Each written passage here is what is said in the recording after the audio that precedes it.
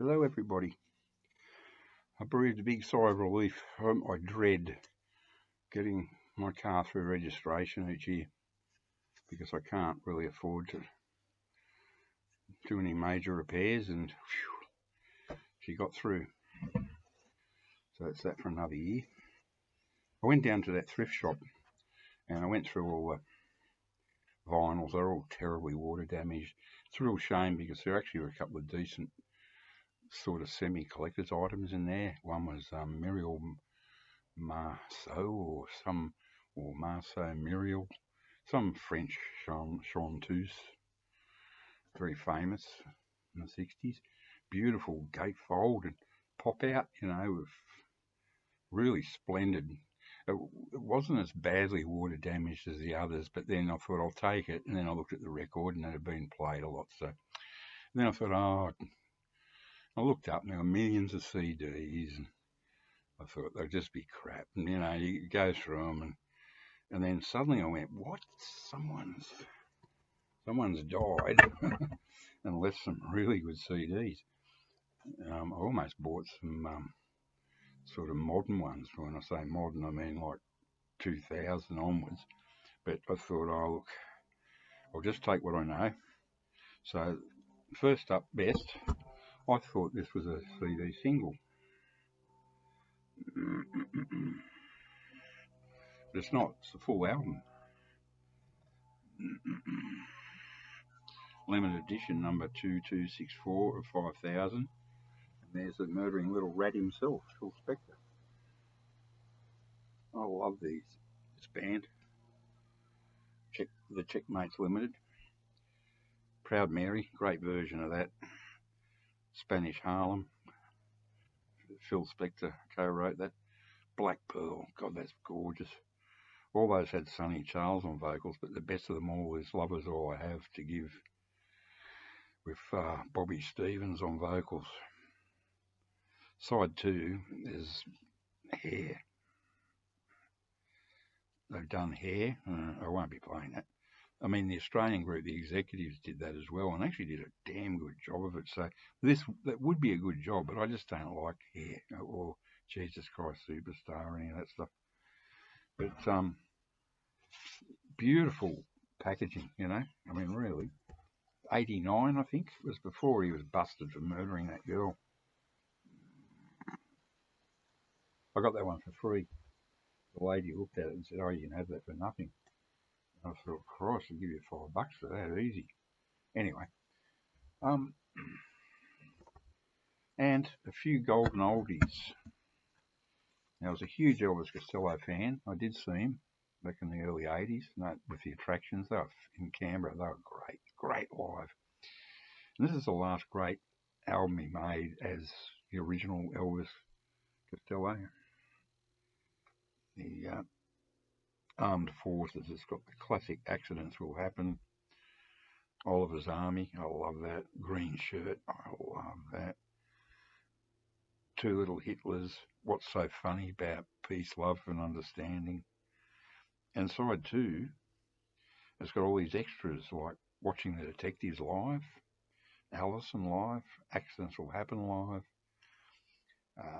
This is where he moves into his different phase, doing covers of My Funny Valentine and stuff like that. Okay, it was great, but I just really went off him, and I had all these early singles, but I'm quite chuffed to have that because I never actually bought that album. A friend of mine bought it. I liked it, but I never actually bought it. Someone mentioned the Alan Parsons project the other day, iRobot. Someone I respect on YouTube. I can't remember who it was, but I like what Alan Parsons has done with his production work, Dark Side of the Moon and various other projects. iRobot. So I thought, look, for $1 each, I'm going for it.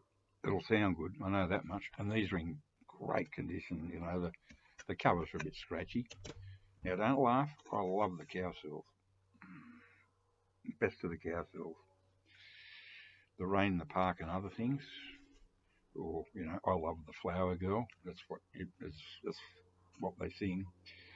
And the Killer B side, or not of that, And then their other big hit, Indian Lake, which I have on a 45, but it's got a killer B-side newspaper blanket. It's psych, like they're a really, really good band. On Rebound Records, it's the Afternoon Sun. It's been effing freezing here today, an absolute hellhole.